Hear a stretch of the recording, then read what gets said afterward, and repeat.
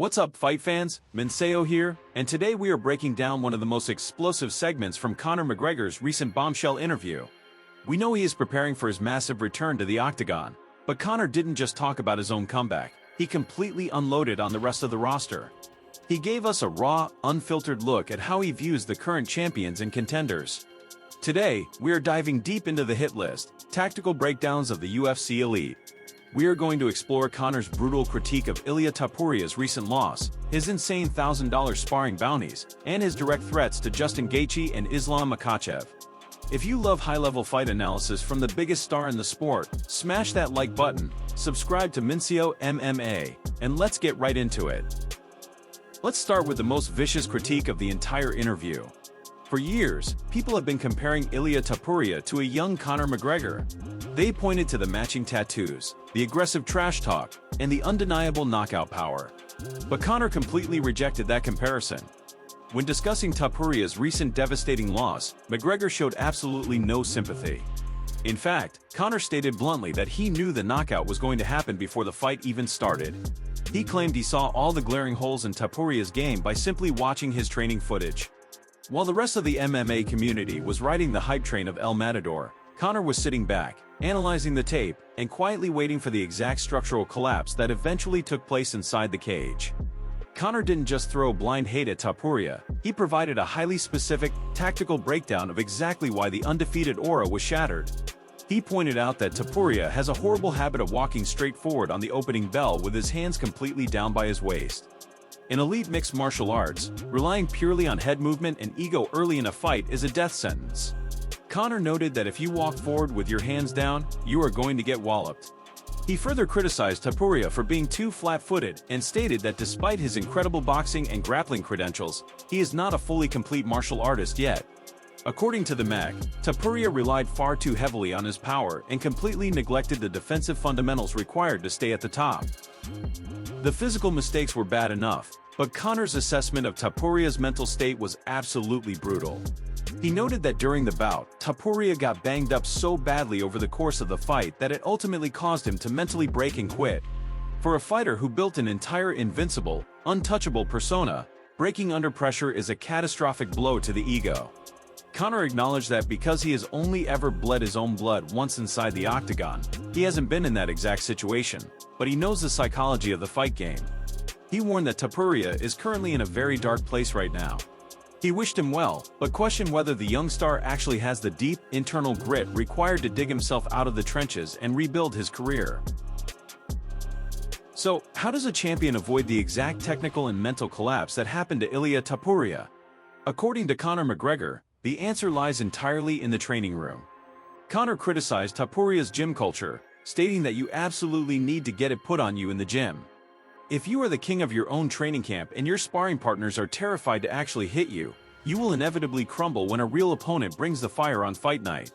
Conor explained that elite fighters require intense, highly competitive rounds where they are pushed to the brink of failure. You cannot simulate the absolute chaos of a world championship fight if your training partners are just giving you highly choreographed, comfortable looks. To survive the cage, you must suffer in the gym. To guarantee that his own training partners never go easy on him, Conor revealed one of the most insane sparring strategies in MMA history. He told Ariel Helvani that he literally places $1,000 in cold, hard cash right outside the octagon door during his hardest sparring sessions. He looks his training partners dead in the eye and tells them, "If you can drop me, you get that $1,000 cash." By placing a massive financial bounty on his own chin, Conor ensures that the fighters in his camp are throwing with absolute malicious intent. They aren't treating him like a protected celebrity, they are actively hunting him for the payday. This high-stakes environment forces Conor to keep his hands up, stay light on his feet, and rely on elite defensive fundamentals every single round. With his training camp locked down and his defense sharper than ever, the conversation naturally shifted toward UFC gold. Ariel Helvani asked Conor a very fascinating question. With all the hundreds of millions of dollars in the bank, is Conor McGregor simply bigger than the UFC championship belt? Conor immediately shot that narrative down. He stated clearly and definitively, "No, I'd be after the belt for sure." Despite the massive crossover boxing deals, the movie roles, and the business empires, Conor's ultimate goal remains undisputed UFC gold. He doesn't just want to participate in fun, fan-favorite legacy fights. He actively wants to climb back to the absolute mountaintop of the sport and wrap that leather around his waist one more time, proving he is still the undisputed king of the fight game. If Conor wants the belt, he has to look at the current champions, and he did not hold back his thoughts on Justin Gaethje. Gaethje is known as the most violent man in the sport, but Conor is completely unimpressed by his consistency. Conor admitted that when Gaethje is having a good night, he is a solid fighter. But he boldly claimed that when Gaethje is off his game, he looks absolutely atrocious. Because of Gaethje's tendency to get sloppy and brawl, Conor feels incredibly confident in how their striking styles match up. He confidently stated, "I fancy teeing off on Gaethje." He believes his elite sniper-like precision and counter-striking ability would completely dismantle Gaethje's chaotic, brawling pressure, setting up a massive highlight reel knockout for the Irishman. But Gaethje isn't the only champion in Conor's crosshairs. The conversation inevitably turned to the current pound-for-pound king, Islam Makhachev. Conor acknowledged the deep, bitter history that exists between his camp and the Dagestani fighters following the historic Khabib-Nurmagomedov rivalry. Interestingly, Conor mentioned that this potential superfight would likely take place at 170 pounds, completely removing the grueling weight cut to lightweight. He noted that Islam is already scheduled to fight a fellow Irishman, but made it crystal clear that he's entirely open to fighting Makhachev down the line. A fight between Conor McGregor and Islam Makhachev for a world title at 170 pounds would be the biggest, highest-grossing grudge match in the history of mixed martial arts, completely surpassing the numbers of UFC 229. When you put all of these pieces together, Conor McGregor's ultimate master plan becomes incredibly clear. He is not just returning to the UFC to collect a paycheck or wave to the crowd. He is returning with a highly specific, calculated hit list. He is starting with Max Holloway on July 11th to secure the BMF title and prove his striking is as sharp as ever. From there, he has his crosshairs locked directly on the undisputed champions.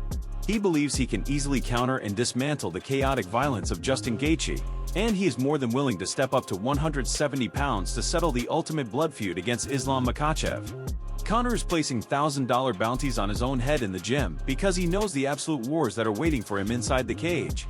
He is preparing for the hardest, most dangerous run of his entire career. Now, I want to turn it over to the real fight fans in the comments. What do you guys honestly make of Conor's brutal breakdown of Ilia Topuria? Do you agree that Topuria is too flat-footed and easily broken? Or is Conor just throwing shade at the new generation? Furthermore, if Conor actually gets past Max Holloway, who do you think is the better stylistic matchup for him to win another world title, Justin Gaethje or Islam Makhachev? Does his left-hand counter still hold the power to put Gaethje to sleep, or would the Dagestani wrestling of Makhachev be too much for him to handle at this stage in his career? Drop your deepest tactical predictions and dream matchups in the comments section right now. I read and reply to as many as I possibly can. If you love this elite fight analysis, please do me a huge favor and absolutely smash that like button, subscribe to the channel, and ring that notification bell so you never miss an episode. Thank you so much for watching Minseo MMA. Train hard, and I'll catch you guys in the next video.